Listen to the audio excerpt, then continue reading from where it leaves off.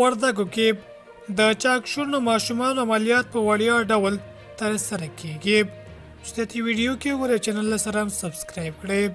میدان وردګو ولایت کې د سلګونو چاکشونو ماشومانو عملیات په وړیا ډول ترسره کیږي.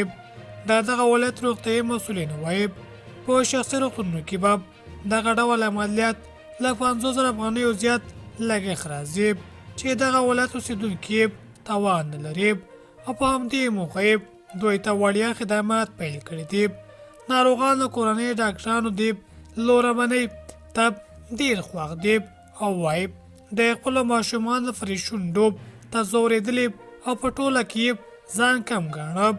د ویلي دي چې تر دې وړاندې د دغه ولایت د عامې روغتیا ریاست په هلو ځلو د سلګونو کسانو د سترګو عملیات هم په وړیا ډول ترسره شوي دي. بل خوا هرات ته 11 بهرنۍ سیلانیان سفر کړي.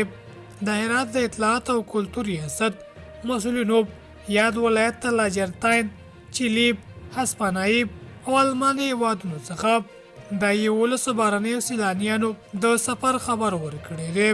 په ورته وخت کې بهرني سیلانیان هېواد کې له امنیت څخه خوښي ښیي او وایي چې د مجازي سیاستونو خپرونې حقیقت نه لري او د افغانستان خلک په ارامه او امن فضا کې ژوند کوي.